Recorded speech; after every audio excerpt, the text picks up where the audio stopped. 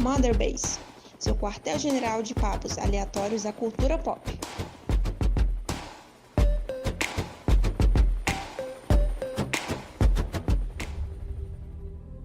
Atenção, atenção! Está começando mais um podcast Motherbase, onde nós discutimos do bom, do ruim, do engraçado, do chato e tudo que está aí no meio. E eu sou o seu host de hoje, Caio Vicentini, e eu estou acompanhado do meu colega de crime de sempre, o Diogo Fernandes. Olá pessoal, tudo bom? E nós temos um podcast, gente, eu não estou brincando, esse é o podcast que eu estava mais ansioso para gravar esse ano. Eu estava marcado no meu calendário desde 2015, não, mentira, mas está marcado no calendário faz tempo, porque 1º de setembro de 2020 é o aniversário de 5 anos de talvez o jogo mais emblemático da série, o jogo mais divisivo da série, Metal Gear, que é o Phantom Pain. Eu participei de diversas discussões durante o lançamento, antes do lançamento. É um jogo que tem muito pano pra manga pra conversar, de coisas legais, coisas que não pegaram tão bem, coisas que talvez a gente não entenda até hoje. E para essa missão, eu estou acompanhado do meu amigo, do meu colega, que já é a terceira vez dele aqui no nosso podcast, já pode pedir música no Fantástico, já é da casa, o nosso amigo Gusta, do Splitcast. Olá, é um prazer sempre estar aparecendo por aqui, e principalmente é a terceira vez que eu tô aqui, e a segunda que eu vou falar de Metal Gear Solid. Não existe felicidade Já é de casa. Seja muito... Já tô de pijama aqui. Cheguei de pantufa do Snake. O Gusto é tão de casa que quando a gente ouve assim, um barulho de madrugada, fala, é o gato? Não, é o Gusto chegando. Não, é o Gusto chegando, né? Balançando a chave assim. E pela primeira vez aqui no podcast, um dos youtubers mais presentes quando o assunto é Kojima. Ano passado teve diversas discussões em que ele fez parte, diversas teorias que ele levantou. Nada mais justo do que chamar para falar de Metal Gear Solid 5, Blader Coyote. Seja muito bem-vindo. E aí, eu sou o Blader Coyote, para repetir de novo meu nome, mas eu sou o Blader Coyote do canal Blader Coyote. Então, basicamente eu tenho meu canal no YouTube, que é Blader Coyote, e eu falo de coisa de Kojima, né? Não só de Metal Gear. Faz muito tempo. No começo do meu canal, em 2016, eu até fiz vídeo de Metal Gear Online, que nem tá no ar mais, que eram uns vídeos dando dicas sobre o jogo, Metal Gear Online 3 do The Phantom Pain mesmo, né? Mas depois eu passei a fazer vídeos sobre Metal Gear mesmo, depois Death Stranding, quando tava no hype, e foi uma loucura essa época. Mas agora eu tô aqui pra falar de Metal Gear, né?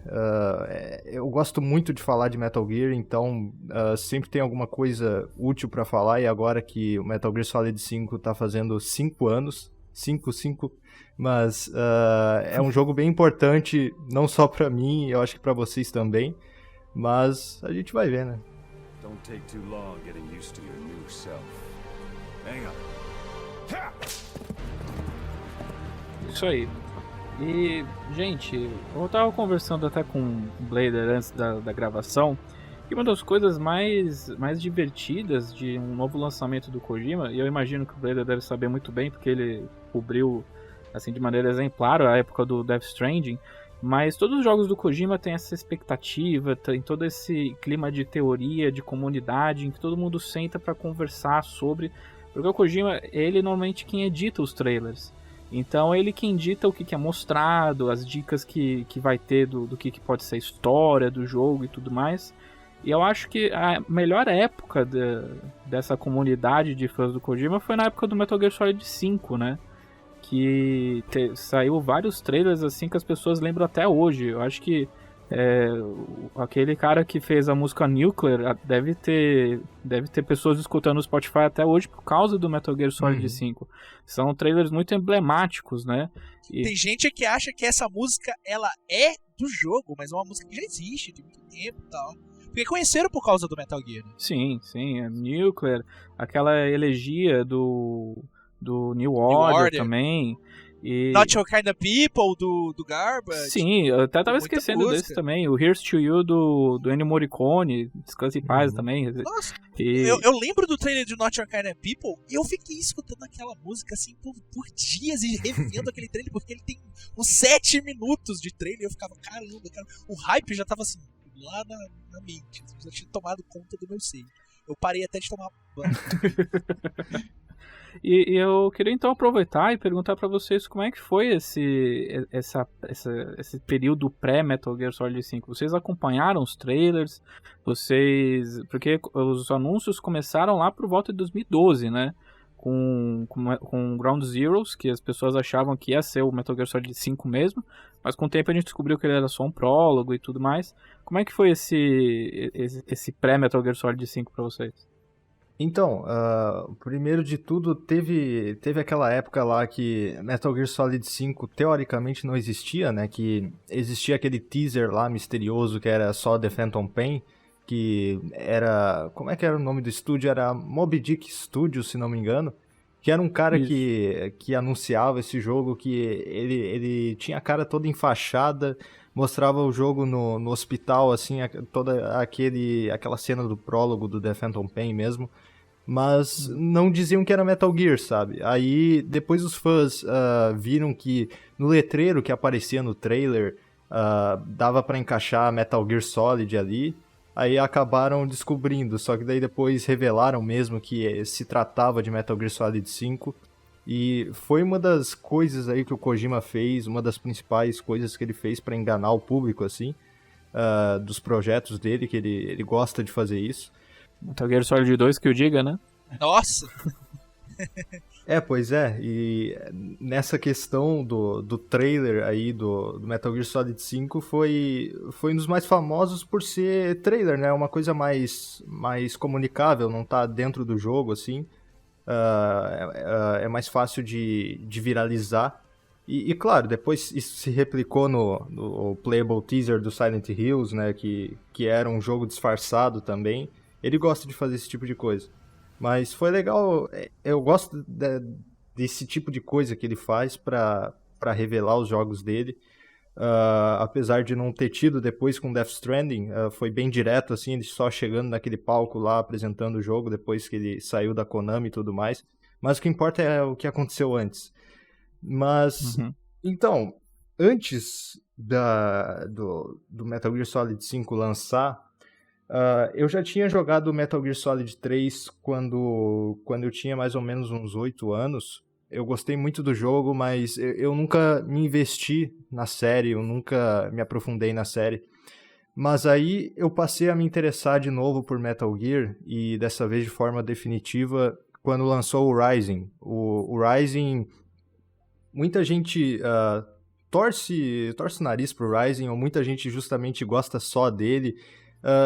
Varia de cada um, né? Porque ele é um jogo bem diferente do que Metal Gear sempre foi, né? É um hack and slash, é um spin-off ali em jogabilidade que é bem diferente. A pessoa pode tanto gostar dele quanto não gostar, independente se gosta ou não da série principal. Mas ele foi uma porta de entrada para mim olhar de novo para a série e querer conhecer de novo, né? Então, a partir disso, eu fui correr atrás dos outros jogos, eu entrei em grupos também, principalmente no Facebook, para discutir sobre a franquia, né? E a partir de então, depois que o The Phantom Pain foi revelado, começaram a fomentar o hype.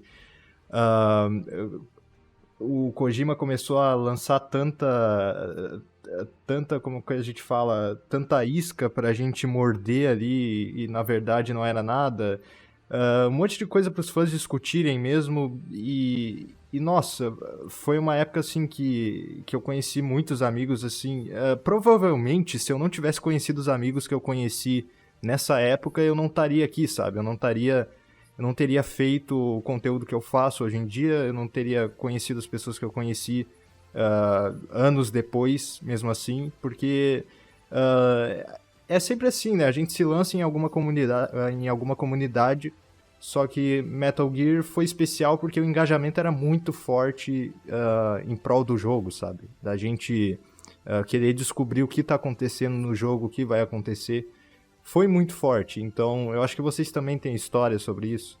Nossa, eu tenho bastante coisa com esse jogo. Eu lembro desde o anúncio dele, que foi com Ground Zeroes, até o final de tudo. Eu acompanhei aquilo tudo muito de perto. Na época, o finado Orkut ainda existia, então eu ficava na comunidade do Metal Gear Solid vendo a galera conversando sobre, eu conversava com o pessoal. Eu ia pro Facebook, em alguns grupos fechados também, pra conversar sobre. Eu ficava vendo os trailers pra ver se eu pegava, assim, frames e dicas que o Kojima tava dando, porque ele sempre foi assim, ele sempre ficou tentando colocar essas iscas, igual o Blader disse, e colocando coisinhas aqui, elementos aqui, alguma frase solta, ou uma imagem. E eu lembro que quando pipocou os trailers, os maiores trailers, mostrava mais do jogo, o que o jogo ia ser, cara, foi de explodir cabeças, né? E quando saiu o Ground Zeroes e teve aquele final, por mais que seja um prólogo, seja um jogo de uma horinha, se fizeram ele com uma horinha até menos, o final é muito forte, o final é muito inesperado, e você não tem a mínima ideia do que vai acontecer ali, e era tudo sobre a década perdida de Metal Gear, né? A gente sabe o que aconteceu nos anos 50, a gente sabe o que aconteceu na Segunda Guerra, a gente sabe o que aconteceu nos anos 60, a gente sabe o que ocorreu nos anos 70, mas o que aconteceu nos anos 80? O que aconteceu antes de Metal Gear? O que aconteceu antes de Solid Snake, de Outer Heaven? Então, era tudo muito fascinante. Eu queria ver o que o Kojima ia contar, eu queria saber o que ele ia colocar ali. E a mudança do Big Boss, ela ia acontecer ali de fato. Ela ocorre no Peace Walker. No Peace Walker ele se torna de fato o Big Boss, mas a construção do Big Boss que a gente conhece, ela ia começar ali no Phantom Pain. E eu lembro que quando teve esse trailer do cara enfaixado, lá na TGA, e ele não apresentou como Metal Gear Solid, eu já sabia que era Metal Gear Solid. Era só, cara, era só olhar. Eu olhei pra... Tinha cara de Metal Gear, mano. Eu falava pro Daniel, antes do Death Stranding sair, eu falava exatamente como ele ia conduzir Death Stranding, porque eu conheci o Kojima, cara. E jogando os jogos dele, pra mim que jogou Metal Gear antes de jogar o Death Stranding, tem coisas que a galera ela não curtiu tanto, mas que eu gostei bastante porque eu já sei como ele trabalha. Eu já sei o modo operante do cara. Então assim, cada trailer do Metal Gear Solid, Phantom Pain, era uma especulação diferente. Aquele cara ali era o Volgin, aquilo ali era o Psycho Mantis, não era o Psycho Mantis. Vai aparecer o jovem Snake, vai aparecer o jovem Liquid. Quando eu vi aquele menino ali, de fato, e naquele contexto eu fiquei, mano, isso aí é o Liquid, não é outro. Eu já pirei, já fiquei muito empolgado pra ver o que ia acontecer, e acompanhei tudo isso muito de perto. E foi um dos meus maiores hypes, assim, dessa geração. Por mais que ele seja um jogo que tenha passado por um desenvolvimento problemático, eu ainda acho que Metal Gear Solid Phantom Pain é um dos melhores mundos abertos que a gente teve na geração. Tanto mecanicamente, quanto organicamente, porque você entrava numa base e sempre tinha alguma coisa. Sempre tinha alguma coisa. Você andava, você ia de um canto pro outro. Por mais que o mapa seja vazio, ele era propositalmente vazio. Então, cara, nossa, foi mágico, né? Todo esse pré dos jogos do Kojima é sempre muito bom, é sempre muito gostoso, as discussões são muito boas. E o fandom do Kojima, geralmente, tem uma galera meio prepotente assim como ele, mas a galera geralmente é muito gente boa. A turma do Metal Gear Solid era muito legal. Quando a gente chegava com alguma crítica e falava, pô, Kojima vacilou, né? Não exagerando nisso. É mesmo, né? Porra, o Kojima exagera. Ah, mas vambora, né, mano? Kojima. Então foi tudo muito legal, cara. Foi uma época muito boa que eu guardo com muito carinho. Eu, inclusive, não fui na faculdade no dia que isso veio pra ficar jogando. Mas tá mais. Isso aconteceu com o Ground Zeroes, aconteceu com o Ground Zeroes e com o Phantom Pain, cara. Com os dois. Tá mais que certo. Eu tive o caso em que 2 gerações eu me adiantei assim pra pegar o console por causa de Metal Gear. O Metal Gear Solid 4, eu peguei o PlayStation 3. Todo mundo tava pegando 360, eu fui pro PlayStation 3 por causa do Metal Gear Solid 4. Foi um dos motivos de eu ter pego o PS3 também. Foi ele e Final Fantasy Versus 13, mas sobre o segundo eu não quero falar sobre. E daí depois foi com o Phantom Pain. E daí o primeiro jogo que eu peguei foi o Ground Zeroes. E foi... Eu sei dessa parte positiva do fandom, mas eu acho que é legal pontuar, por exemplo, que foi por causa do Phantom Pain que nasceu a galera do Never Be Game Over, né? Uhum. que a gente vai entrar em detalhes mais tarde quando a gente falar do grande twist do jogo. Se você não jogou até agora, a gente vai falar dele. Então já fica aqui o aviso. Mas, por exemplo, teve aquele cirurgião que aparece nos trailers e no jogo. Se não me engano, ele era baseado realmente nas feições de um cara que era um cirurgião. E daí essa galera do Metal Gear achando que, tipo, Chapter 3, o Kojima saiu de mentirinha da Konami, ele tá escondendo alguma coisa, Death Stranding vai ser o capítulo 3 de Metal Gear. E começaram a assediar o cara, sabe?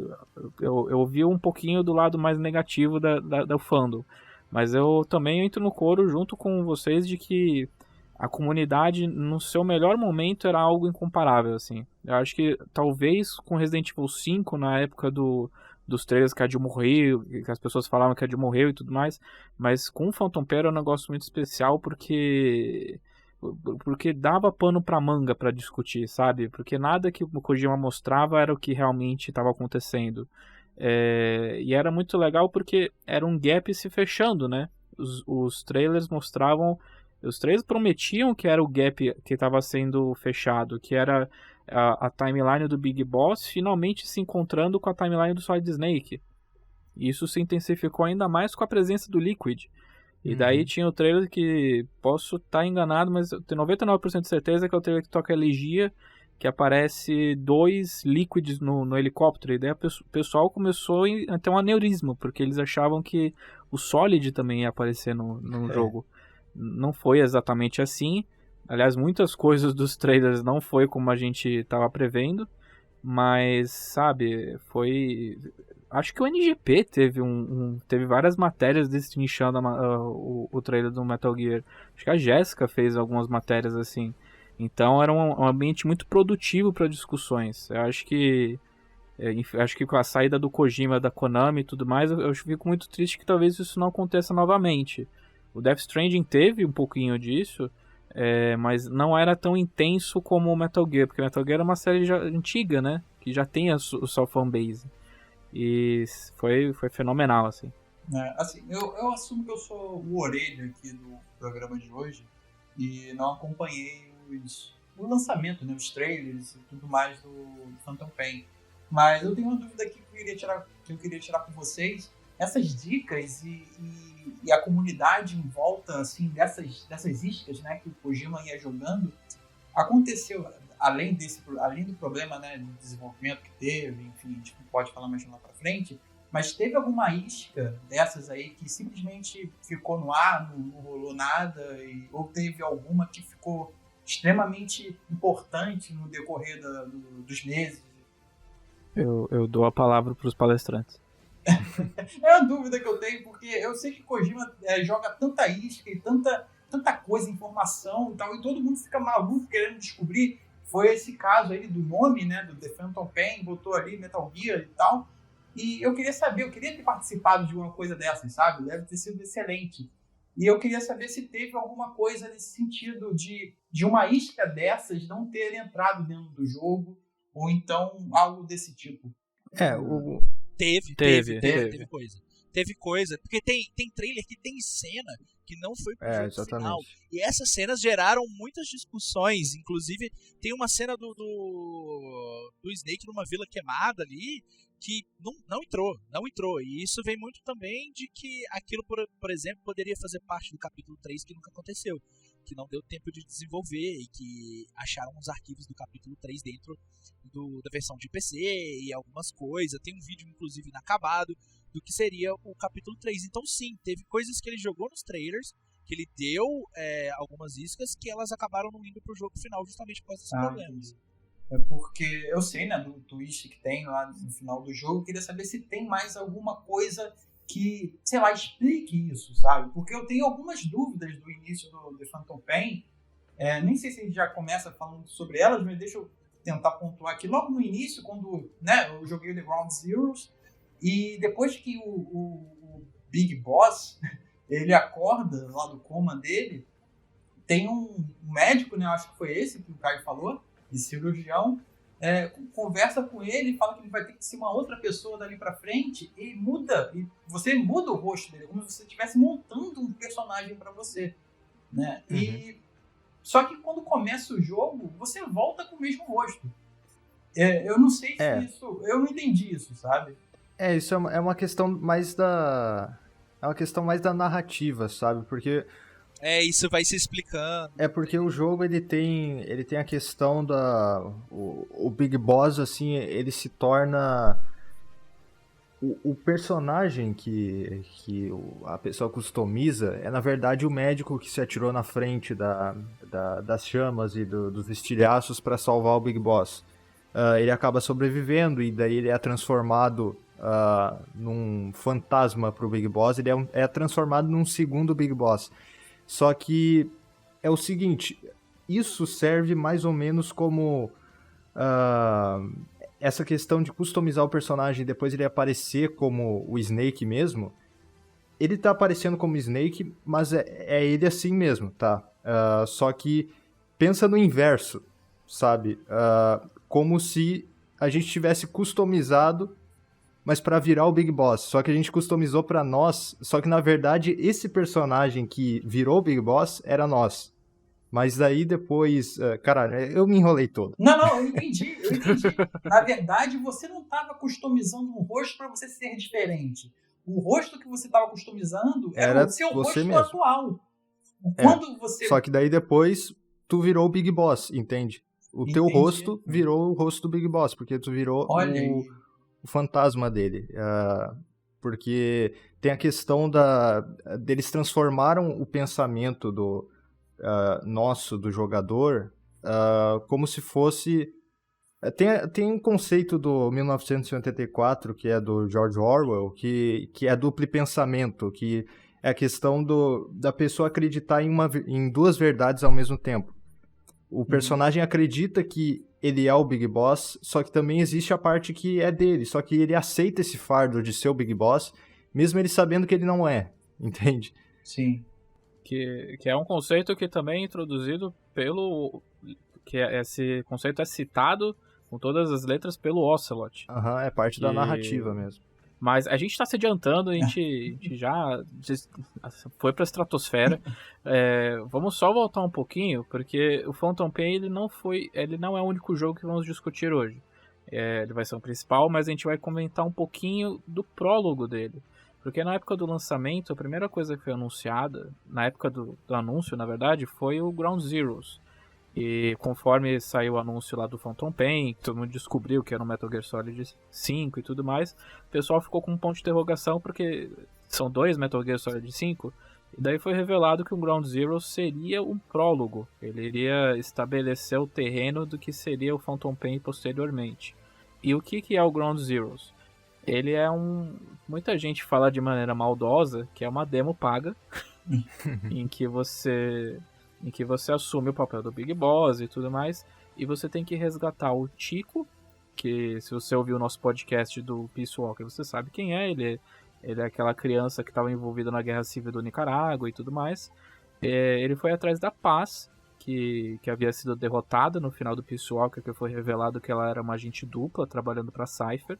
Ela sobreviveu à queda e tudo mais, e ela foi capturada para dentro de uma base chamada Camp Omega, que fica em Cuba, que é uma base dos Estados Unidos que fica em Cuba, e ela está sendo torturada lá e tudo mais por pessoas, entidades até então desconhecidas.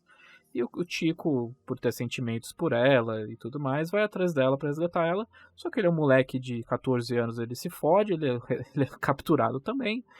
E cabe então ao Big Boss resgatar os dois, porque os dois têm informações da Mother Base. E se os dois abrirem o bico, a Mother Base estaria em perigo.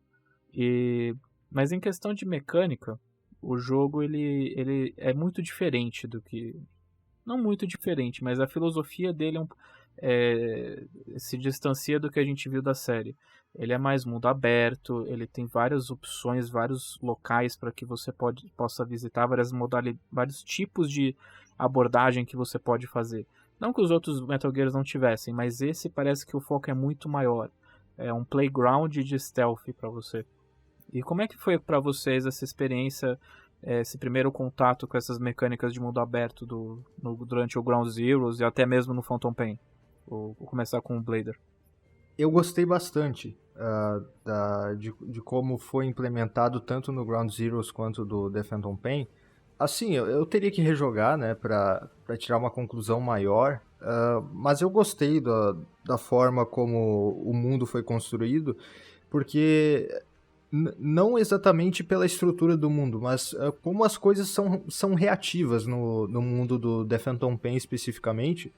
Porque tem aquela questão de, se você usa muito uma tática, os inimigos aprendem a rebater essa tática, por exemplo, colocando mina terrestre, usando óculos de visão noturna, usando capacete para não levar tiro na cabeça.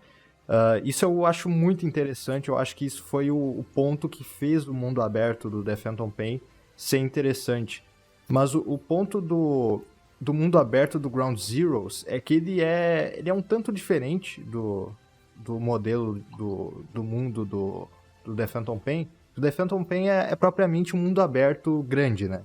E o Ground Zeroes é mais uma grande área, mas não exatamente um mundo aberto. É uma grande área com vários pontos-chave, mas que tem um level design assim mais comportado. Eu preferiria que o The Phantom Pain ele tivesse seguido na mesma estrutura do Ground Zeroes, com áreas assim interconectadas, mas não exatamente tão grandes. Eu acho que no The Phantom Pain tem as bases, claro, espalhadas pelo mapa, só que eu acho que faltou alguma coisa para preencher naquela parte vazia mesmo do deserto do Afeganistão. Eu acho que poderia ter mais interações de NPCs, naquela parte da Angola e da fronteira com a República Democrática do Congo. Eu acho que poderiam ter conflitos ali acontecendo. Infelizmente, é uma coisa até, eu não sei se é tão complexa de se fazer, mas eu entendo assim que o jogo teve seus problemas de desenvolvimento, então não teve mesmo.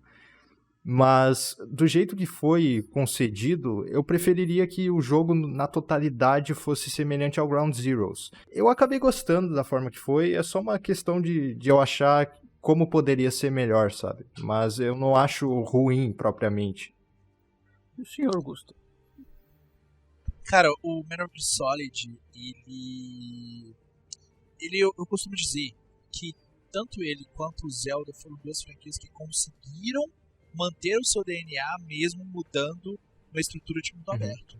O Metal Gear não deixou de ser Metal Gear, o Zelda não deixou de ser Zelda, e eles estão dentro de um contexto de open world e funcionam muito bem dessa forma.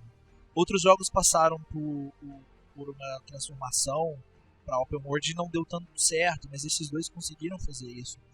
Eu concordo com o Blader, eu acho que áreas interconectadas teria sido melhor, essa sensação de vazio, justamente por causa desses problemas de desenvolvimento, teria sido menor, teria sido uma solução para isso, mas eu acho que também o Kojima ele não teve tempo para implantar essas soluções, porque ele pensou num jogo de uma forma, ele estava fazendo aquele jogo, quando chegou numa porcentagem de desenvolvimento, os problemas começaram a surgir com a Konami, e quando já estava para terminar o jogo, ele foi simplesmente chutado da empresa.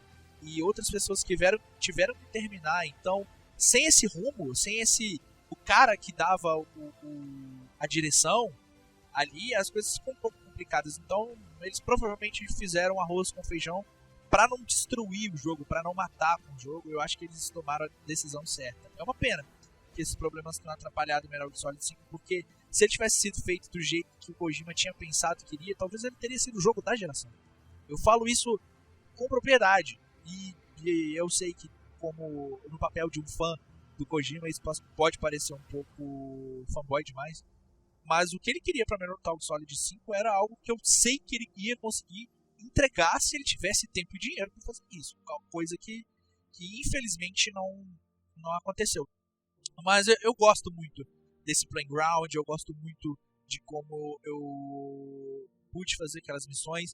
Várias vezes eu me peguei fazendo aquelas missões repetidamente para eu fazer de um jeito diferente, encontrar coisas diferentes e usar o Futon ali num tanque de guerra e ir atrás de soldados.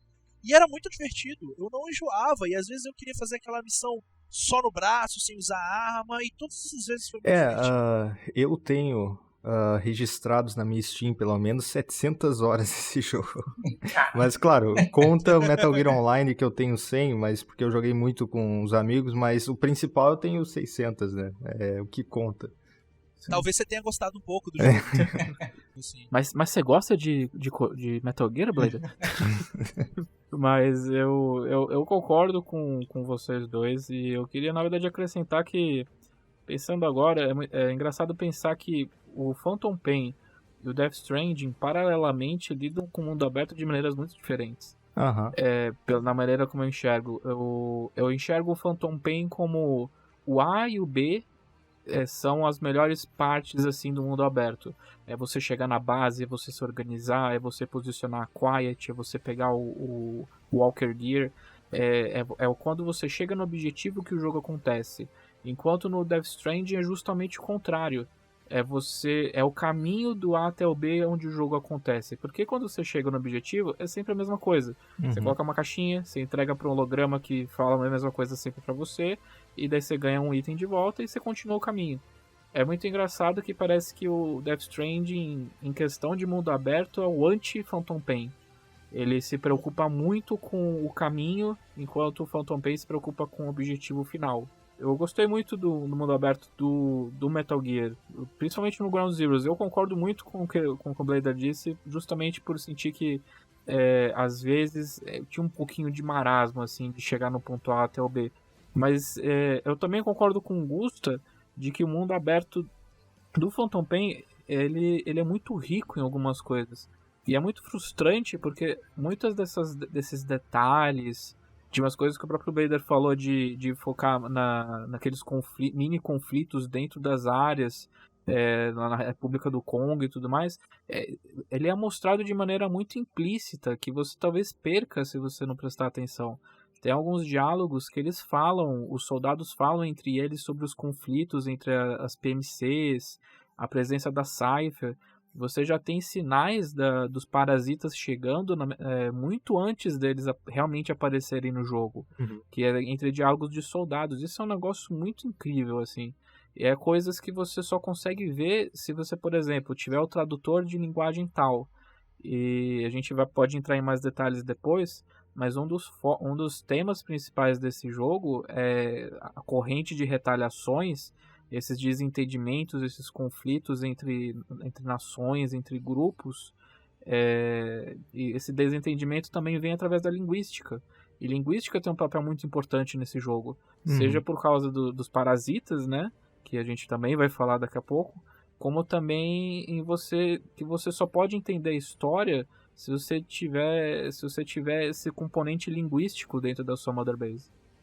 Essa parte de abordagem das missões e tal, ainda focando lá no Ground Zeroes, eu acho muito interessante, porque você tem opções. A limitação dos outros jogos, você meio que tinha que seguir um roteiro ou alguma coisa do tipo. Nessa área, nesse playground ali, para poder brincar, você pode chegar ou desossando os soldados, ou então fazendo do jeito certinho como você faz desde o primeiro. Eu sei que o jogo, ele, depois que o Big Boss ele volta para a Mother Base nova, ele tem alguns contratos, né? Ele acaba fazendo algumas missões desses contratos. Existe alguma missão que não seja paralela à história, que não tenha alguma coisa relevante com a história, ou seja, simplesmente seja um conflito acontecendo? É apenas uma missão que você pode seguir? Sim, tem várias missões secundárias assim que são simplesmente os Mujahideen, que são os guerreiros lá muçulmanos do Afeganistão. Eles pagaram os Diamond Dogs para destruir tanques soviéticos. Então tem coisas assim, sabe, de serem contratos dos Diamond Dogs, que eles são contratados ou para sequestrar alguém, algum soldado, resgatar alguém, destruir alguma coisa. Tem disso, sabe? Que não tem necessariamente uma relevância tão grande na narrativa. Eu acho legal, assim, porque é nessas missões, assim, que o ponto da liberdade do jogo brilha. Porque a gente pode fazer de várias formas mesmo, porque até existe discussão entre os jogadores é que existe um gênero específico nos videogames que é dos simuladores imersivos, né? Que é um gênero que permite o jogador ter várias abordagens em um mesmo objetivo, sabe? Não simplesmente se limitando a não ser percebido ou matar todo mundo, sabe? É no sentido da aplicação mesmo. Como tu vai fazer isso? Se tu vai explodir aquele lugar ou se tu vai entrar nele, sei lá, usando uma tubulação de ar, alguma coisa... Sempre coisas assim que são muito, muito maleáveis, sabe? Tu não segue sempre do mesmo jeito. Não sei, tem vários exemplos assim, por exemplo, tem... A série Thief, né? Prey, Deus Ex, System Shock, o Thief mesmo, que lançou junto com Metal Gear Solid em 98. Esses são jogos que têm essa questão da liberdade. E muito se discute se o Metal Gear Solid 5 ele se encaixa nesse gênero, porque a maioria desses jogos de simuladores imersivos são em primeira pessoa, né? O The Phantom Pain e o Ground Zeroes, é claro, são em terceira pessoa. Mas a quantidade de opções que o jogador tem de fazer o mesmo objetivo, de abordagem de itens para se utilizar e os próprios elementos do cenário, se discute se ele se encaixa nessa categoria. Porque realmente tu pode jogar o jogo usando só por exemplo, o G-Dog, que é o cachorro dos Diamond Dogs, pode andar com ele assim fazendo stealth, ele só detectando os inimigos, limpar tudo, ou destruir tanques assim dessa forma furtiva. Ou tu pode pegar teu Walker Gear, pode andar em 120 km por hora e soltar um monte de bomba nos tanques e fazer uma guerra, assim, sabe? Chamar teu helicóptero e ele atira também. É isso que eu acho muito legal do jogo. Ele é muito divertido nisso, ele é muito competente no que ele faz, porque é tanta opção, cara. Mas no PlayStation 4, ele segura 1080 no PlayStation 4 base. 1080 60 FPS. E eu queria fazer um adendo a isso, porque ele é um jogo super bem utilizado em todas as plataformas que ele está presente. Todas. Se você jogar ele no Xbox 360 ou no PS3, você vai ter o máximo que essas plataformas oferecem. E é fantástico, cara. Fantástico. Ele é muito bem utilizado. A questão é que, eu não sei se eu já cheguei a mencionar isso, mas que o The Phantom Pain foi um jogo projetado inicialmente para PS3, né? Então, ele não necessariamente... Ele não é um jogo de PS4. Não se torna problemático para a geração passada, como vários ports horríveis que tiveram, por exemplo, de Shadow of Mordor e Dragon Age Inquisition, que, nossa senhora, era uma ofensa aqueles ports lá de 360 e PS3. Eu joguei ele no PS4 e visualmente, assim, ele é incrível. Eu tô desacostumado a jogar em 60 FPS. É uma coisa que você mencionou, Gusta, que realmente faz muita diferença, assim, na hora o movimento do Snake, as animações desse jogo, tanto do Ground Zeroes quanto do Phantom Pain são maravilhosas. A transição do Snake de correr para rastejar, dele andando agachado e daí ele começando a apoiar a mão assim pra deitar no chão. Eu vi uma matéria na Kotaku, não sei se foi na Kotaku ou na Polygon, que eles realmente fizeram mocap de escaladores para capturar os movimentos do Snake quando ele escala montanhas. E eles pegaram até uma chacoalhada de mão que os escaladores fazem quando começa a sentir cãibra na mão de escalar demais. É que esses detalhes, assim, essas Kojimices que você só encontra nos jogos do Kojima, né? E, obviamente você encontra no Metal Gear. Mas vamos então, só pra eu dar um geral da história pra quem não conhece, né, esses dois jogos. E daí o Begoz vai lá resgatar o Chico e a Quiet. E daí a gente descobre que o Chico falou tudo. E falou que todas as fraquezas, todas as defesas da Mother Base. A Mother Base que tinha se estabelecido lá no Peace Walker e tudo mais. E ele revelou pro Skullface. O Skullface é um personagem totalmente novo, que a gente não conhecia. Que ele, na verdade, faz parte da cronologia desde o Metal Gear Solid 3, só que a gente não sabia. Ele era meio que um faxineiro, por assim dizer. Ele era a pessoa responsável por tirar qualquer evidência, qualquer prova da presença da Fox nas missões. E isso aconteceu lá no Metal Gear Solid 3, que a XOF chegou lá para limpar tudo das ações do Big Boss durante a operação Snake Eater. E por algum motivo, ele tá querendo ir atrás do Big Boss, e eventualmente a gente descobre também que ele tá indo atrás da Cypher. E daí ele aproveita, pega essas informações que o Chico deu para ele e ataca a Mother Base enquanto o Big Boss estava resgatando os dois pimpolhos. Assim, dá pra entender porque o Chico falou, né, cara? Porque no jogo ele tá com um parafuso no pé. Cara, Sim. Cara, que dor que deve ser aquilo. Uma das coisas que ele menciona, o Kojima, é que ele falava que ia abordar tabus, né? E deixa muito claro, pelo menos pra mim, que houve violência sexual com os dois, basicamente. Que a Paz foi violentada durante a tortura, e o Chico ou ele foi obrigado a participar ou ele foi obrigado a assistir. E é um negócio muito pesado porque você é obrigado a ouvir essa fita pra você encontrar a Paz durante a missão. Ele participou, na real. Foi foda. Ele participou. Que é uma coisa foda, assim. É bizarro.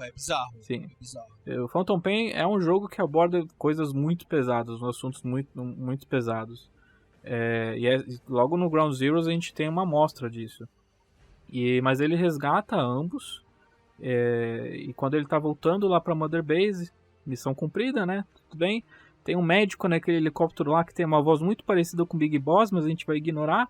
E quando eles chegam na Mother Base, tá o pau comendo, o pau torando na timeline. E a XOF, com todas as informações do Chico, destruiu a Mother Base, basicamente. Eles mal conseguem escapar. Eles descobrem que a Paz tinha uma bomba nela. E outra cena muito pesada, que o médico tem que enfiar a mão dentro das entranhas da Paz para tirar a bomba de dentro dela. Só que depois, quando eles escapam, descobrem que tem uma outra bomba dentro do estômago dela. Daí, ela tendo noção disso, ela pula do helicóptero para não matar o pessoal da MSF, da equipe do Big Boss. Só que acertou um helicóptero, o helicóptero começou a girar em direção do helicóptero que estava o Big Boss, e aconteceu o acidente que deixou em coma o nosso protagonista, ou nossos protagonistas. Que daí a gente então engata pro Phantom Pain 9 anos depois. Que a gente descobre que o Big Boss ficou em coma durante 9 anos e ele está escondido no hospital no Chipre. Chipre. Eu vou deixar vocês descobrirem qual que é a pronúncia correta. Que daí é o trailer do Phantom Pain. Que é o trailer que a gente viu lá, a baleia voadora e tudo mais. Mas enfim. Mas, cara, a baleia explicada? A baleia explicada? Sim. De certa forma. Sim. Porque esse início é bem, aliás, bem interessante, né? Porque, assim, dele saindo do hospital até ele sendo resgatado pelo Ocelot, acontecem umas coisas ali com alguns personagens, até um Psycho Mantis Kid, que, assim, eu achei bem interessante esse trechizinho, assim, que eu vi, sabe, do início do jogo. Eu achei, assim, é um prólogo, né? Um prólogo real ali do The Phantom Pain. E tem muita coisa rolando ali. Sabe um detalhe bem interessante? Essa baleia, tem um negócio assim, tem a questão da história do The Phantom Pain, ter referências assim da história do Moby Dick, né, que é aquela questão dos marinheiros que foram atrás de uma baleia. Eu não sei exatamente a história, mas é basicamente isso, né, que eles foram atrás de uma baleia e tudo mais. O marinheiro principal que foi atrás da baleia se chama na história Ahab, ou Ahab, não sei como é que é a pronúncia, e chamam o Venom Snake disso, né, durante o jogo, de vez em quando. É mais no começo mesmo, acho que depois não. Mas no começo chamam ele de Ahab, e até o nome Ishmael, que é do personagem lá, que na verdade é o Big Boss disfarçado, também vem do Moby Dick. Então é tudo questão de referência. O Ahab, se não me engano, ele é o capitão, e o Ishmael é a pessoa que documenta o que acontece dentro do barco que está indo atrás do Moby Dick. Deve ser, eu não sei, então não posso confirmar. Mas a questão do Psycho Mantis que tá ali, que é realmente o Psycho Mantis mesmo, criança, depois que ele foi libertado de um avião que caiu. É até mostrado um áudio assim de uma transmissão de um avião assim que tá perdendo o controle e cai. É desse avião que tá carregando o corpo do Volgin e também o Psycho Mantis. E o Psycho Mantis, ele tem uma coisa que ele se conecta com a pessoa baseada na vontade de vingança dela. Então, quando ele se conecta com a pessoa, aparece um traço da característica da pessoa nele. Quando ele aparece essa baleia, ele aparece na frente do Venom Snake, ele tá lá depois de ter sofrido um acidente com aquela ambulância no começo. Aí ele olha assim pro Venom Snake, e se a gente olha na cara assim do Psycho Mantis, na cara não, né? Aparece ele de máscara, mas aparece assim, ele com o chifre do Venom Snake, meio que replicando o chifre que o Venom Snake tem na cabeça. E essa baleia aparece porque lá atrás, onde ela aparece, tem um helicóptero. Um helicóptero que tá da XOF que tá vindo atrás do Venom Snake, que tá caçando o Big Boss no caso só o Big Boss, né? Porque eles não sabiam que tinham o Venom. Aí o Psycho Mantis, ele se conecta com a vontade do Venom Snake, aí ele projeta na cabeça do Venom Snake essa baleia, só que na verdade ele só tá derrubando o helicóptero, mas ele projeta na cabeça do Venom Snake, ele imagina que tá vindo uma baleia comer aquele helicóptero, porque ele se conectou com o Psycho Mantis. O Psycho Mantis fez ele enxergar isso, entende? Entendeu? Aí depois... É bem legal isso daí. Aí depois acontece que o Psycho Mantis, ele se conecta com o Volgin, aí quando ele se conecta com o Volgin, os braços dele começam a pegar fogo. Depois, quando ele se conecta com o Eli, que no caso é o Liquid Snake, aparece um negocinho vermelho da roupa dele, que eu não me lembro exatamente o que é, mas aparece isso. Depois que eles ficam bem amigos, depois que mais pro final do jogo, que tem aquela missão cortada também do Reino das Moscas, que o Eli pega o Sahelanthropus, que é o Metal Gear Biped lá. O que seria o capítulo 3, né? Seria parte do capítulo 3, a princípio, né? Mas, e também quando o Psycho Mantis, ele se conecta com o Skullface, porque ele também se conecta com o Skullface, ele fica com a máscara do Skullface na cara. É bem legal esse detalhe. Cara, eu nunca tinha percebido isso. 5 anos de jogo, eu nunca tinha percebido isso. Eu só descobri isso porque... Esse jogo tem muita coisa, ele tem muita coisa. Tem coisa que a gente não sabe até hoje. O jogador descobre junto, né? Discutindo sobre o jogo, analisando. Não, e eles descobrem coisas todos os dias sobre o Phantom Pain. E isso porque esse jogo, ele não foi terminado do jeito que o criador queria. E a questão do Moby Dick, daí a gente pode entrar na questão de opiniões e tudo mais, mas Moby Dick é um conto de obsessão, né? É um conto de você, do Ahab indo atrás da baleia branca, e querendo ou não, Metal Gear Solid 5 meio que é um conto de obsessão, que é um conto de vingança, de retaliação. E a baleia branca pode ser vista como uma Cypher, talvez? Pode ser vista como uma vingança que talvez nunca é plenamente concretizada, assim como o jogo também nunca é plenamente concretizado. E eu sei que tem uma parte do fandom que quer fazer um paralelo de que Moby Dick nunca foi finalizado, Metal Gear Solid 5 nunca foi finalizado e foi tudo proposital, mas não é isso. Não é isso. Não é isso. Pessoal... Foi isso, de fato, foi uma grande coincidência, mas o Kojima não pensou, eu vou fazer um jogo aqui que eu não vou finalizar. Não aconteceu. Mas eu vejo com um paralelo sobre como a busca do Venom Snake por retaliação contra o Cypher, porque querendo ou não, o Ahab também perdeu membros do corpo quando ele enfrentou o Moby Dick. Então... É mesmo? Sim, o Ahab se não me engano, ele perdeu a perna. O Ahab, ele perdeu membros do corpo pro Moby Dick, da mesma maneira que o Venom Snake perdeu o olho, levou um estilhaço na cabeça e perdeu a mão. Então existem muitos paralelos temáticos e alguns até mais explícitos do Kojima.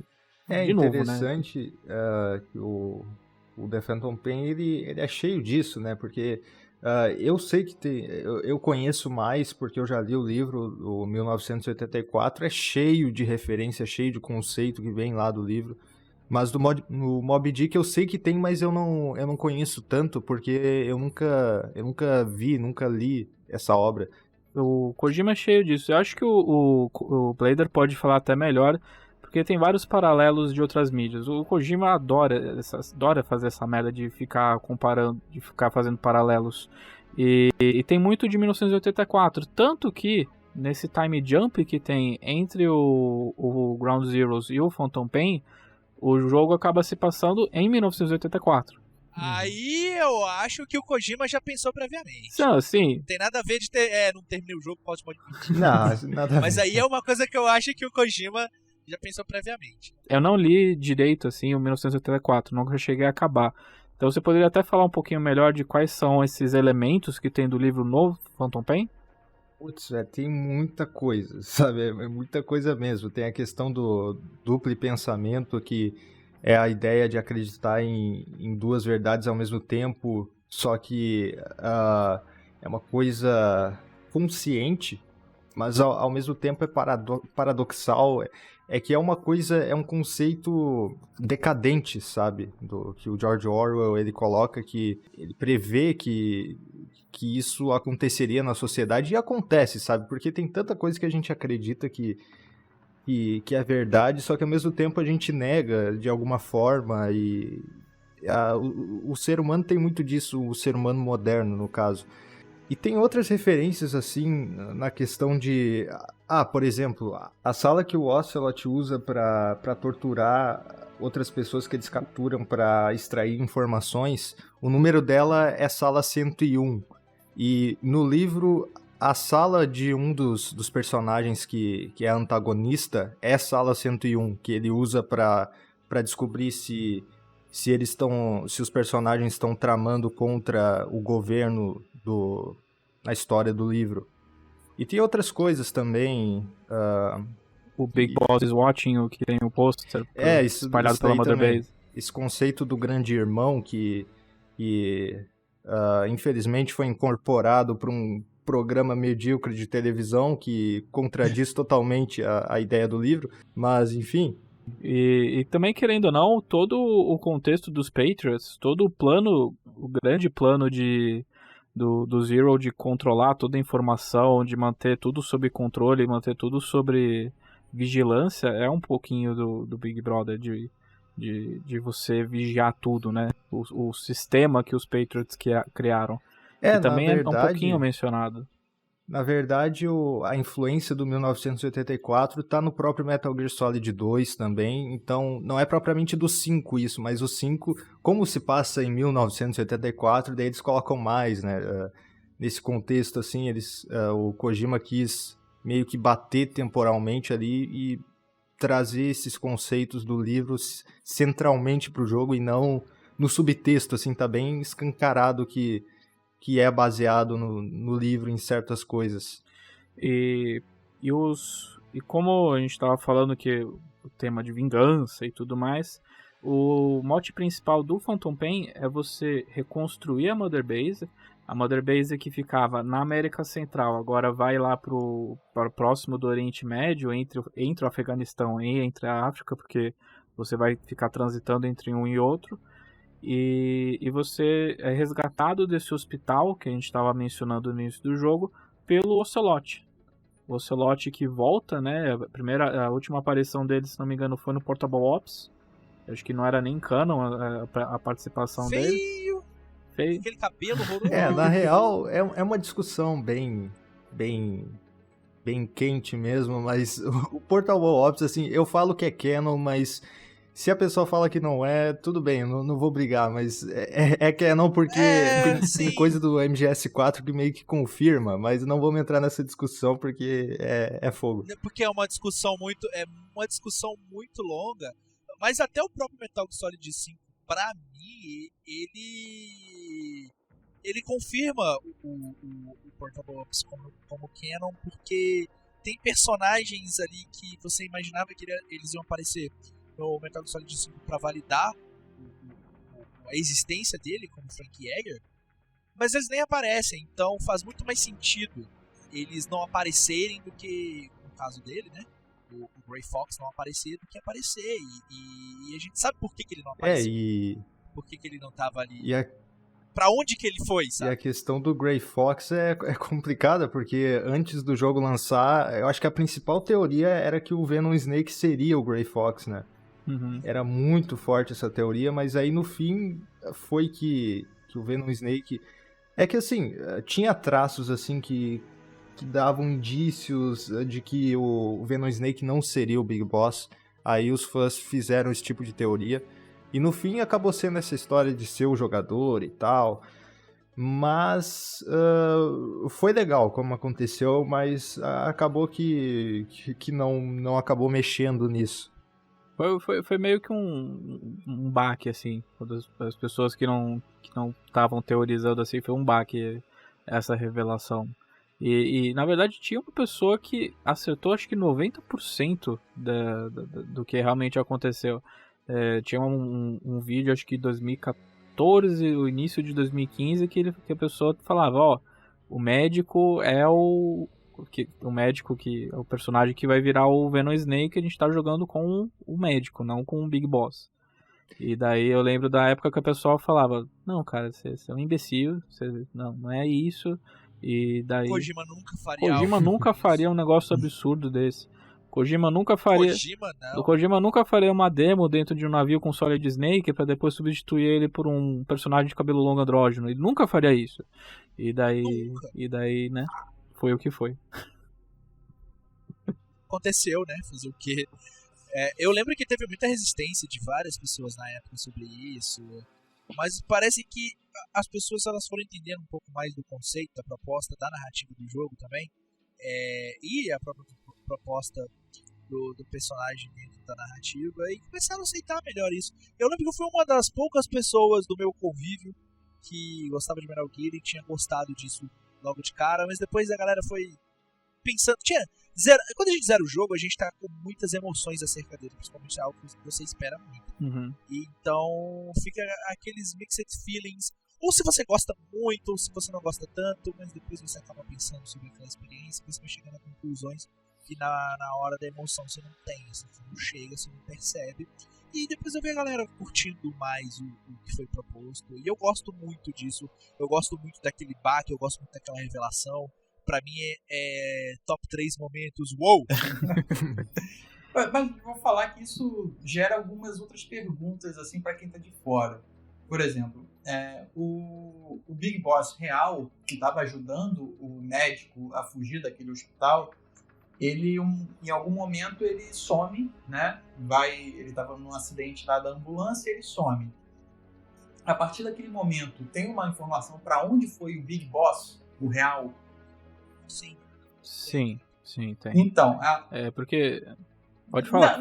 O jogo segue, né, até ter a revelação, não sei se ele aparece lá no final, enfim.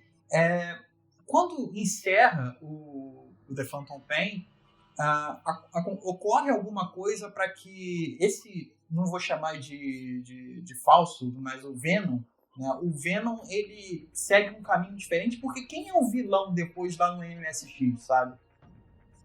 Uhum. Tem essa informação? Acho que o Gusto ia falar. Tem, então, justamente. Então, que passa a se existir 2 Big Boss. Tem problema dar spoiler aqui? Não, à vontade. Foda-se. Então, tá. Se cria-se 2 Big Boss. Você tem o Venom, que aí o Venom Snake é o Snake, que é o Big Boss, né, no caso, que o Solid Snake enfrenta no primeiro jogo, em Older Heaven. Só que ele é treinado pelo verdadeiro Big Boss, que secretamente estava criando seu exército, a sua utopia, seja lá como vocês queiram chamar o plano dele, em Zanzibar Land.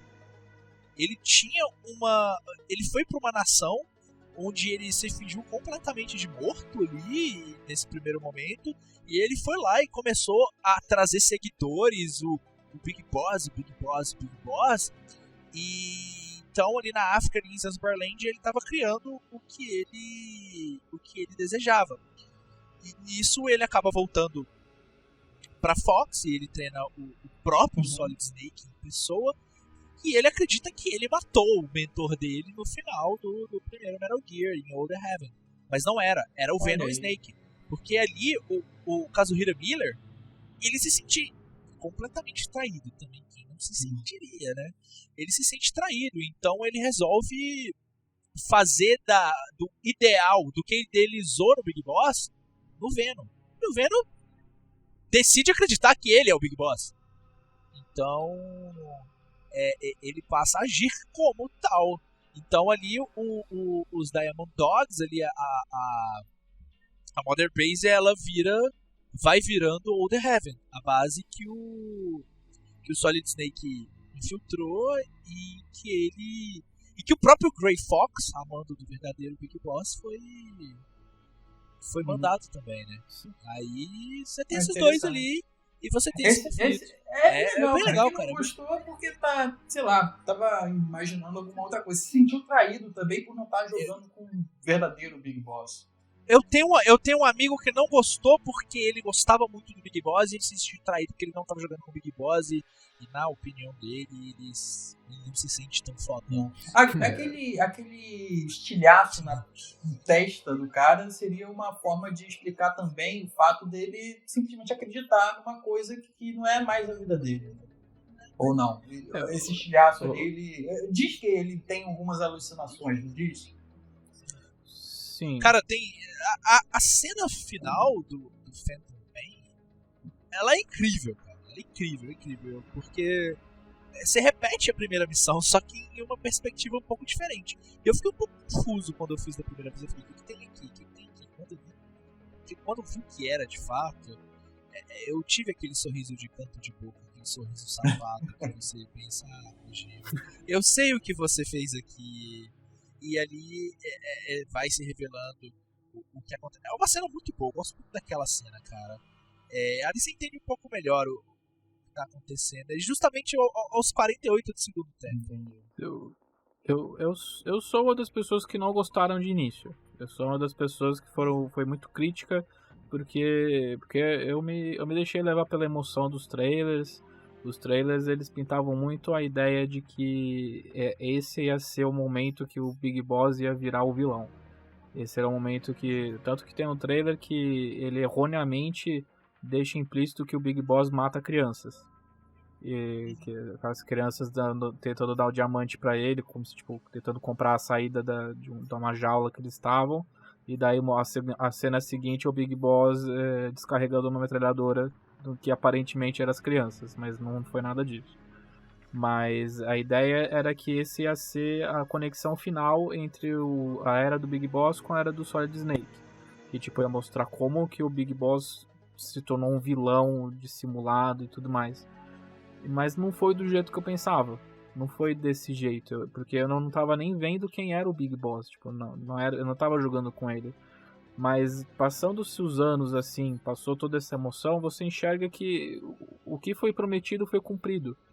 Porque se você lembrar do que o Big Boss fala no Peace Walker, que o maior adversário de todos os tempos é o tempo, que ele teve que praticamente enganar todo mundo. Ele teve que enganar a sociedade inteira, o mundo inteiro, de que ele era uma pessoa para ele conseguir sobreviver.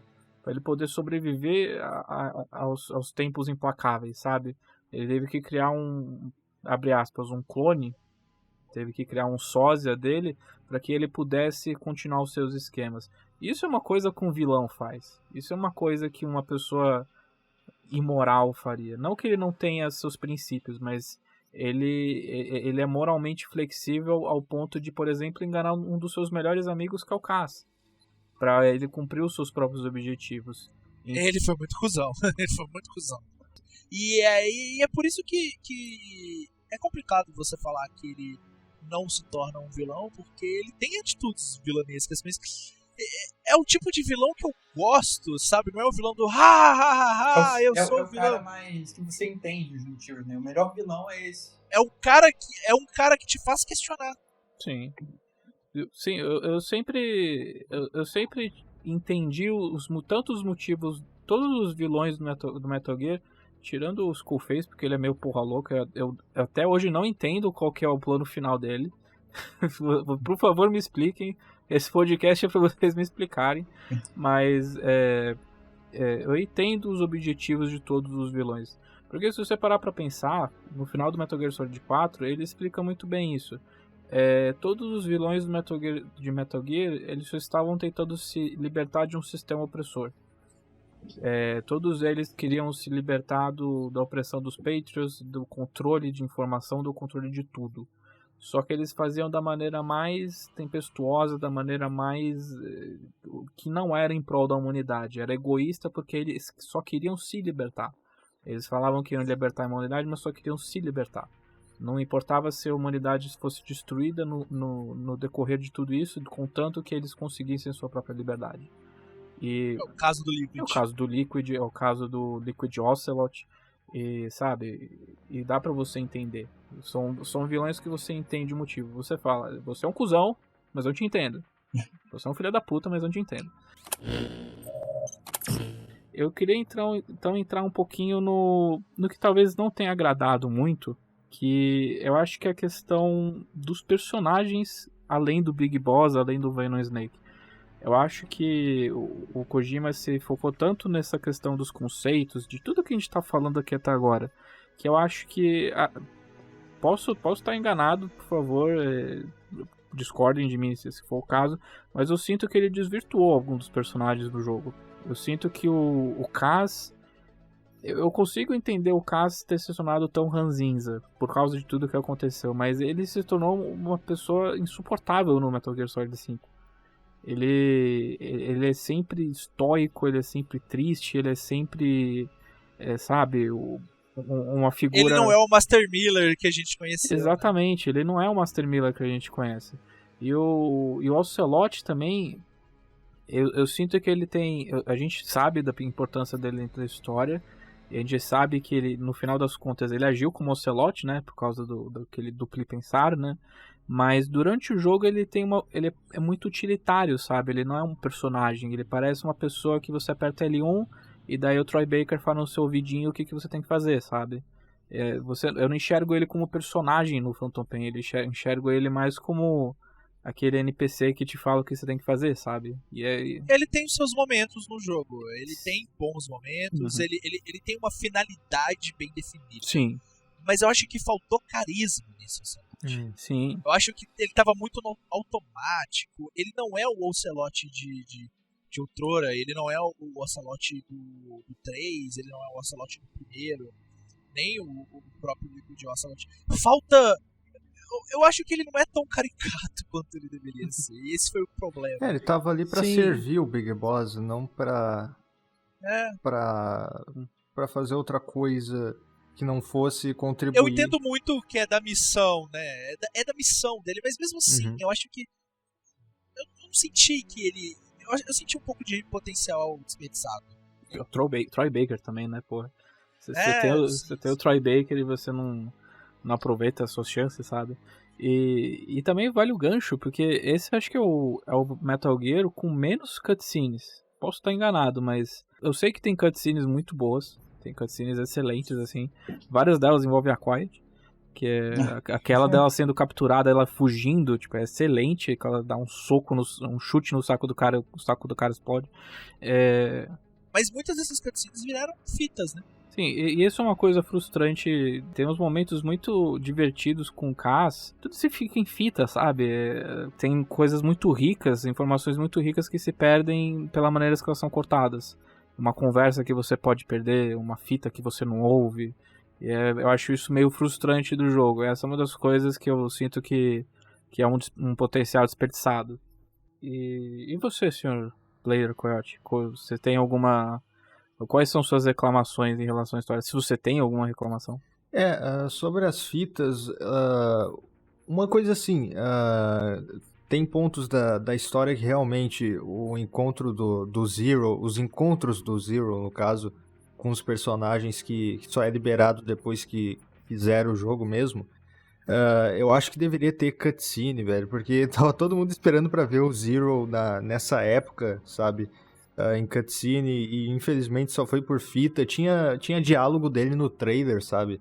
Aí a gente pensava que ia ter a participação dele ali, aparecendo de fato, mas ficou só na fita.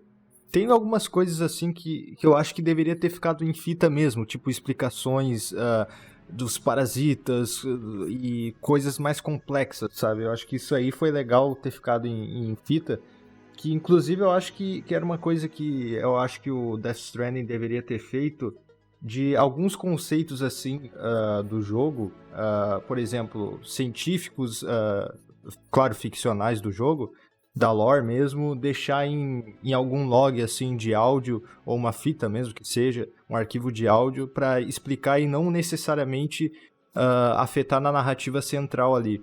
Mas são coisas assim específicas, mas tem coisas como isso que eu falei do Zero, outras coisas mesmo do Skullface com os outros personagens.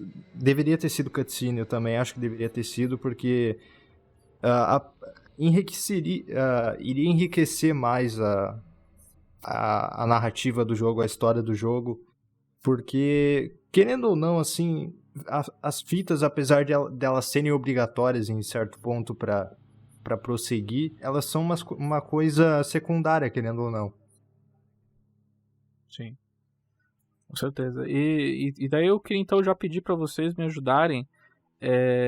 Qual que é a do Skullface? Porque então eu já vou aproveitar. É complicado, né? Eu vou aproveitar. Complicado. É complicado. Eu vou aproveitar só pra contextualizar, porque a gente entrou no início do Phantom Pain, mas a gente foi dando zigue-zague. Uhum. Mas o grande plano do Skullface, além de fuder com o Big Boss e com a Cypher, é dele criar é dele armamentizar o aspecto linguístico do mundo. A gente tá falando várias vezes de parasita.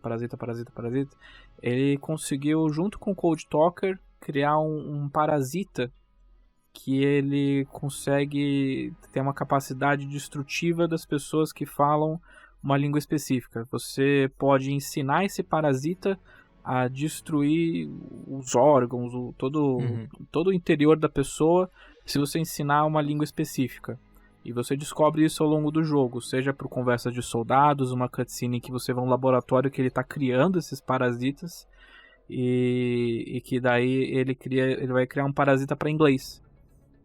E inglês é a língua franca, né? É a língua que praticamente o mundo inteiro sabe pelo menos algumas palavras. E o grande plano dele é acabar com essa língua franca. E ele criar, nas palavras dele, uma nova língua, que é a língua da retaliação e da violência. Basicamente, não vai existir a comunicação, vai existir apenas o conflito entre as pessoas. Isso é algo que eu nunca entendi direito. Eu tô produzindo um vídeo específico sobre esse negócio de parasita, porque chegou os 5 anos do jogo, daí eu resolvi fazer alguma coisa. Mas a questão dos parasitas, assim, primeiramente o Cold Talker, ele aceitou ajudar o Skullface porque ele tinha um ódio pela língua inglesa, porque o Cold Talker, ele é um nativo americano. Ele veio de tribos americanas e ele não falava inglês. Mas aí, certa vez, um cara, eu não lembro o que, do governo, que chegou na casa dele, levou ele, tirou ele da família dele e colocou ele no internato para nativos. E lá ele recebeu o nome de George e ele teve que aprender inglês. E fizeram ele abandonar toda a cultura que ele tinha antes. Só que depois ele conseguiu recuperar, né, com todas as outras coisas que ele fez. Aí por isso que ele ajudou o Skullface. Só que o Skullface, ele assim, eu não falo com plena certeza que eu entendo certamente o plano do Skullface, mas a princípio, assim, ele quer basicamente tirar a língua inglesa para ele poder ter um monopólio sobre as armas nucleares através daquela árquea metálica. Ele colocaria essa árquea metálica nas armas nucleares que ele vendesse, porque através dela, da árquea metálica, ele poderia controlar essas armas e ele criaria uma espécie de monopólio, porque se caso alguém fosse se voltar contra ele, ele poderia controlar essas armas e ferrar com a pessoa que queria ferrar com ele, entende? É uma coisa que eu tenho que estudar um pouquinho mais pra entender. Eu não sei se o Gusta sabe bem como é que era o plano do Skullface, porque eu não lembro mesmo de cabeça, assim, de tudo como é que era o plano dele, porque faz tempo que eu joguei, né? O que eu entendi é que ele queria ter todo esse controle bélico, mas também um controle comunicacional. Os Patriots, eles têm esse controle comunicacional, eles estão observando tudo, eles estão vendo tudo, e através da comunicação, eles estão moldando o mundo a bel prazer. Eu lembrei. Eles escolhem os conflitos que vão acontecer, por que vão claro, acontecer. né? O inglês é a língua que os Patriots queriam colocar como dominante, por isso que ele tá combatendo o inglês, Dominante. eu lembrei. Exatamente, porque ele se sentia. Ele também se sentiu traído pelos Patriots. Então, ele queria, além dele querer combater os Patriots, ele queria fazer exatamente como os Patriots. O sonho dos Patriots era, através desse controle comunicacional, dominar o mundo e as ações e como o curso desse mundo seguia, através dos desejos e do que eles entendiam como ideal. Sim, porque se você parar pra pensar, no contexto geral do que aconteceu na história até o momento, o Skullface era o fantasma do Big Boss. O Skullface, ele era a sombra do Big Boss, que limpava toda a caquinha que o Big Boss fazia. E eu acho que eu consigo entender que ele tem um misto de admiração, mas ao mesmo tempo desprezo. Porque, querendo ou não, quem se tornou o soldado lendário foi o Big Boss. Quem foi clonado foi o Big Boss, não foi o... Sim, ele realmente é uma sombra meio... um anti-Big Boss, porque ele tem uma aparência toda apodrecida, de queimadura, e ele, né... O Big Boss, ele... Mesmo o Venom Snake, né? Mas o Venom Snake é praticamente igual ao Big Boss. Ele é todo musculoso, ele é todo... ele tem um vigor físico, enquanto o Skullface, ele é mais mental, sabe? Ele é mais dos esquemas uma e tudo coisa mais. Que a gente... Ele é mais dos esquemas, excelente. É, uma coisa que a gente não falou aqui é que o soldado, o médico, ele não era só um médico, ele era um dos melhores soldados do Big Boss. Ele era um gênio ali de combate, e ele era um dos aprendizes dele ali com maior potencial. Então, o fato dele não ser o Big Boss em campo de batalha não é tão perceptível, justamente porque ele é muito talentoso e ele era um dos grandes potenciais ali dentro do exército particular dele, ali da milícia dele. Além daquelas deixas que acabam acontecendo dentro do jogo, por exemplo, uma ou outra pessoa olhar ele assim meio estranho, pô, você tá diferente, alguma coisa assim, né? Que tem o Acontece. pai lá do... Esqueci o nome dele, o pai da Utaka. Ele... O Huey? Ele não tem uma cena que ele olha assim meio torto, vê que você tá diferente e tal. O próprio Cass. O principal indício é quando o Snake ele chega lá pra resgatar o Huey mesmo, e tá lá o pod, o robô lá, a inteligência artificial da The Boss.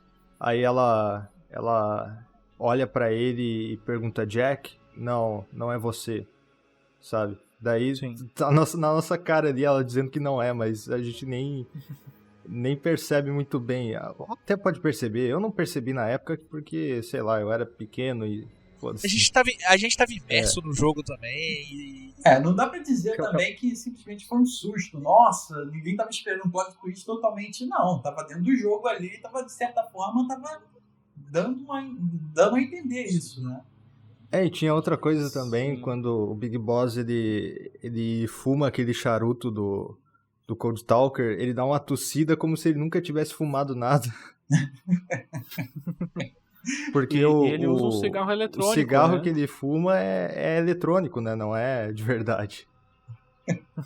Cara, pra quem não fuma, a primeira tragada é um lixo, cara. O cara devia ter cuspido muito.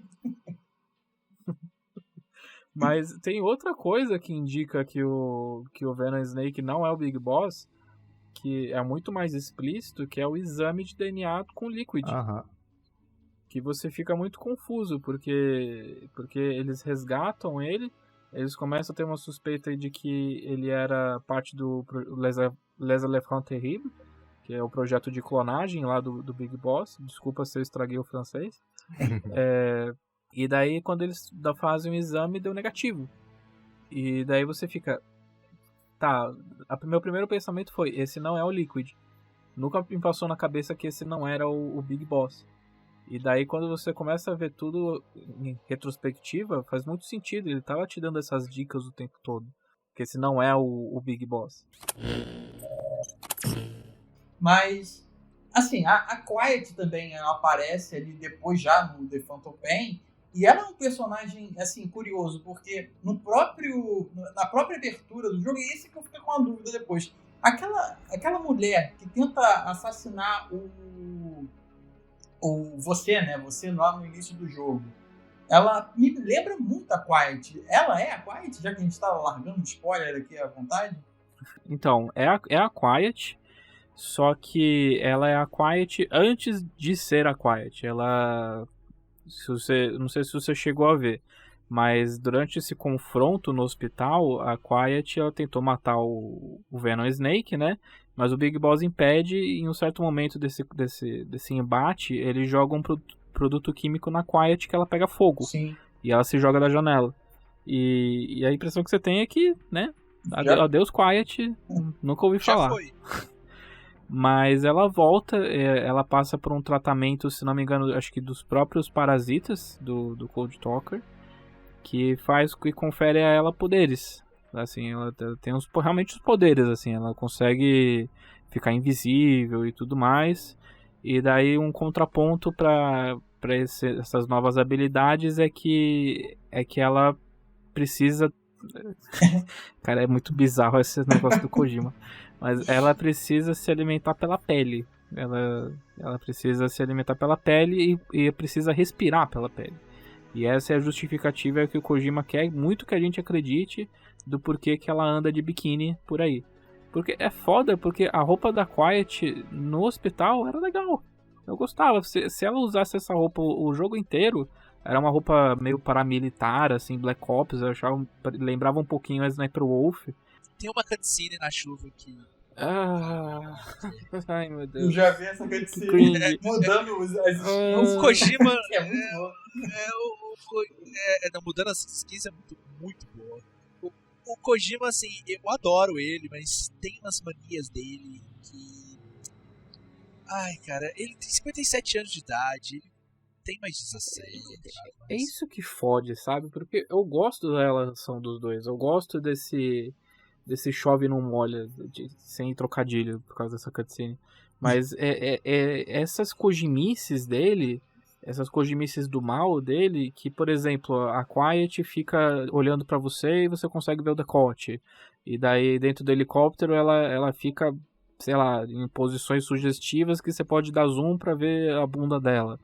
Sabe, você não precisava disso. Eu trocaria essa cena da chuva e essas cenas do helicóptero pra porra de uma conversa entre eles. Realmente uma interação entre os dois. Porque é muito... Porque o próprio Venom Snake é quase mudo e a Quiet literalmente não fala nada durante o jogo. Só nas cenas finais. Então são dois mudos interagindo entre si. Sabe? E você consegue criar um bonding, né? Você consegue criar tem um nível assim de intimidade que você cria com todos os seus companions.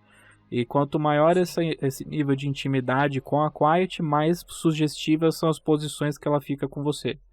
Como se ela, tipo, estivesse flertando silenciosamente com você. Mas do jeito que eu falo não parece tão ruim, mas quando você vê, é muito Kojimice. É o pior tipo de Kojimice, sabe? Caraca, Kojima é muito coringa, bicho, sexo, né? KKK sexo, exatamente. Ele não sei, eu acho que ele acha engraçado. A cena da chuva é imperdoável. A cena da chuva eu não vou defender. Não tenho o que defender. Mas não é uma marca, mais ou menos, da série? Porque, por exemplo, a Sniper Wolf, por exemplo, ela não tem puta decote também? Sei lá, talvez ele tenha tentado colocar... não tô defendendo, longe de mim. Mas, sei lá, botar uma característica que ele sempre coloca no jogo, botando uma modelo ali, botando uma mulher sensual pra contrabalancear ali com um herói. Eu responder a sua pergunta, Diogo. Eu acho que existe umas Kojimices do mal, assim, em todos os jogos. Mas aí depende muito, o nível, assim, depende da opinião da pessoa. Por exemplo, tem gente que não gosta da Eva. Não porque ela é um personagem ruim, mas porque ela é hipersexualizada. Eu, por um lado, eu como homem branco hétero, eu considero eu considero ela ser do jeito que ela usa a sensualidade dela pra missão. Ela literalmente consegue o que ela quer usando essa sensualidade. Ela seduz o Big Boss pra conseguir lá o Philosopher's Legacy e consegue cumprir sua missão. Como todo filme de espião, assim. A Sniper Wolf que mencionaram também, ela também tem um lado sedutor. Ela também tem um lado de que ela sempre fala que ela se apaixona ela pode se apaixonar pela sua presa e tudo mais. Tem um aspecto meio de flerte, assim, mesmo ela sendo uma antagonista. O caso da Quiet é que é extremamente gratuito, sabe? Eu não tô nem defendendo o caso da Eva e da Sniper Wolf. Quem acha que é forçado, eu não tiro a razão. Mas a Quiet não tem como defender. Não tem. Parece justificativa de hentai. Assim, ela tem que ficar pelada porque ela respira pela pele. Isso é justificativa de hentai. É coisa de... É muito aquém do que o Kojima é capaz de fazer, sabe? Entendi. E daí... E nem é uma crítica social foda do Kojima. Ele só fez porque quis, mano. E daí ele fala, mas é porque é fácil de fazer cosplay. Realmente é fácil de fazer cosplay. Você coloca um cinto, um biquíni e pronto, você é a Quiet. Quando o Kojima tava na BGS 2017, o que mais tinha era cosplay de Quiet. Porra, Tipo, ele deve ter ficado. Meu trabalho foi bem feito aqui. as fotos dele cercado de Quiets, ele só fazendo joinha. Ai, filha da puta. Mas é isso, eu vejo a Quiet como várias coisas desse jogo como potencial desperdiçado. Metal Gear Solid 5 é ou não é um jogo incompleto? Tipo, em sua essência, é um jogo que ele é incompleto propositalmente, porque uma das coisas do jogo é aquela sensação de que alguma coisa foi tirada de você, porque a Quiet, você cria essa ligação emocional e a última missão do jogo, realmente a última missão cronologicamente, é a que a Quiet vai embora, em que ela se sacrifica para te salvar, porque ela tinha o parasita do inglês, e para resgatar você durante um bombardeio, ela tem que chamar o helicóptero de resgate em inglês, e para não infectar todo mundo da Mother Base, ela vai embora e teoricamente morre. Mas aí você tem aquela sensação de coisas incompletas no jogo em si. Então eu queria perguntar pra vocês, Metal Gear Solid 5 é um jogo incompleto? É curioso, né? Porque tem um jogo extra, né? Tem um jogo pra servir de prólogo e ainda assim ele tem uma chaga de ser um jogo incompleto, né? É triste isso. Ele me dá conteúdo. Então ele não é incompleto em conteúdo, porque eu tenho várias coisas para desbloquear, várias cenas que são secretas, como por exemplo, tem cenas da paz no jogo, são cenas que você precisa jogar, você precisa explorar para você desbloquear, e tem toda aquela questão das cenas das armas nucleares, que elas só eram desbloqueadas se você zerasse o número de armas nucleares dentro do jogo. Era uma coisa que a comunidade tinha que fazer junto. Então você tem muita coisa dentro do Metal Gear Solid Phantom Pain que ele passa essa sensação de jogo completo como um jogo de videogame. Ele tem uma boa duração, são quase 30 horas pra zerar o jogo, eu acho. É bem longo. Sim.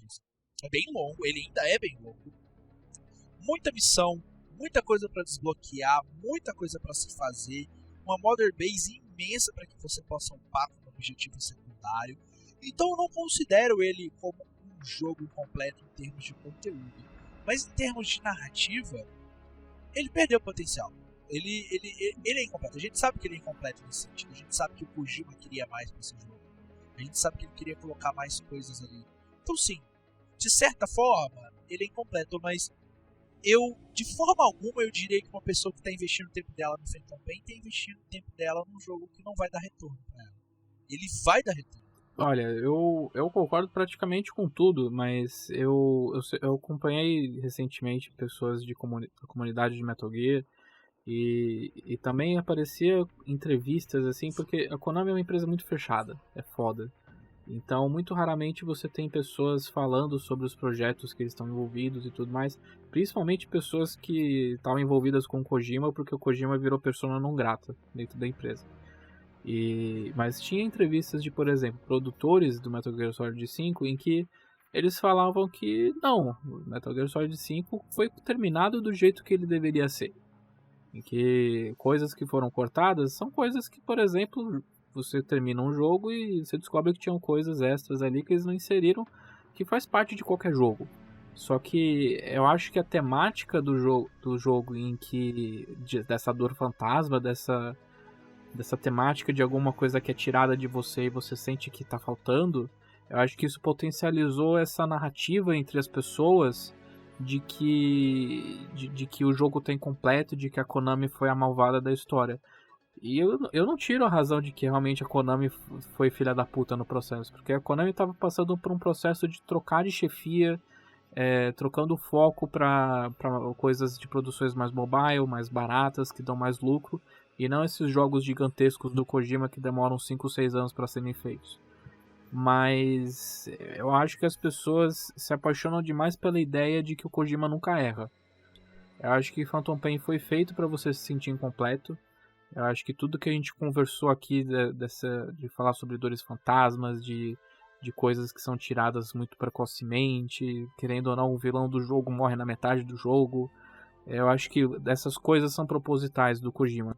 Mas eu sinto que realmente que houve uma gestão meio megalomaníaca do Kojima, sabe? Então, de novo, é Kojimices que vem pro mal.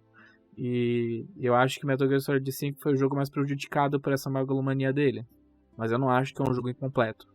Eu acho que é um jogo que foi feito do jeito que ele deveria ser, mas o que ele não necessariamente é perfeito. Mas é nisso que ele é bom, ele arrisca. E nem sempre os riscos vão valer a pena, nem sempre esses riscos do Kojima vão resultar em boas ideias.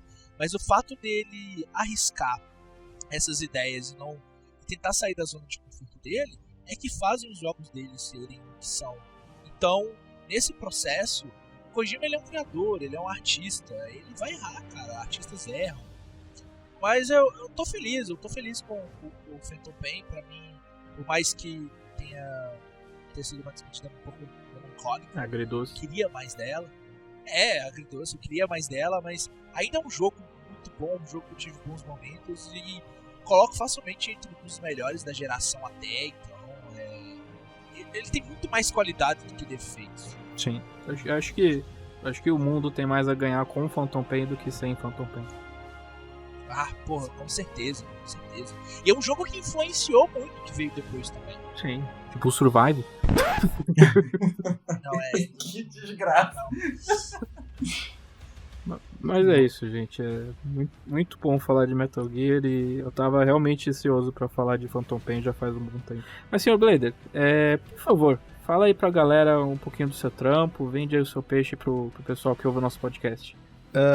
Como eu já falei, né, o principal que eu faço é meu canal no YouTube, mas se você quiser acessar lá, ele é bem autoexplicativo como funciona o canal, mas eu faço vídeos combinando história, ciência e outros assuntos com videogame, então tem conteúdo lá de Metal Gear falando da guerra do Afeganistão, do Metal Gear Solid 5 especificamente. Também tem de outros jogos da série, como Metal Gear Rising e Ciência também. Eu pretendo fazer mais vídeos de Metal Gear, com certeza, porque é uma franquia que tem muito conteúdo cultural, assim, rico, né, para se fazer. E claro, também faço análises de vários jogos também, e é isso, não tem muito o que dizer. Mas muito obrigado aí por terem me chamado para conversar sobre o Metal Gear Solid 5. youtube.com, qual é o canal? youtube.com é Blader Coyote mesmo, como se escreve?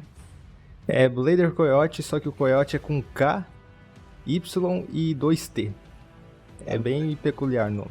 Então, ok, o pessoal da Mother Base, vocês soldados que estão seguindo agora o Kazuhira Diogo e o Caio Boss. Vocês podem me encontrar aí no Twitter no @amigo682. Eu costumo falar sobre videogames no Splitcast, que é o podcast que eu tenho aí com o Daniel e a Thaís, e novidades que virão. E também no meu canal, o Pixel do Gusta. Mas é isso aí. Tamo aí, tamo na luta. Isso aí. Ouça o Splitcast, acompanhe o Pixel do Gusta. Muito bom, muito bom. Mas, Diogo, Diga. onde o pessoal pode encontrar o NGP nas redes sociais? Então, meu povo, pessoal, caso vocês queiram encontrar o NGP nas redes sociais, eles estão lá no Facebook. É facebook.com/NGamePlus. Ou então, você vai lá no Twitter, twitter.com/NGamePlus. Ou então, você vai direto lá no YouTube, que é youtube.com/NGamePlus também. Lá, o Felipe De Martini está fazendo live, gameplays quase todo dia. E caso vocês queiram encontrarmos, a gente está aí espalhado por Modern Base, pode. Ainda está muito no início, mas a gente vai arrumando a casa e vai ficar tudo direitinho. É isso aí. Se você quiser se tornar patrocinador do NGP, por apenas R$ 7,99 lá no YouTube, você tem direito a acessar um grupo exclusivo do Telegram. Eu, o Demartini, mais uma galera super legal, a gente fala um monte de borracha por lá. Dentro desse grupo você participa de sorteios exclusivos de 15 jogos, de Game Pass e tudo mais. Em sorteios gerais, quem é patrocinador tem mais chances de ganhar, além, é claro, do já conhecido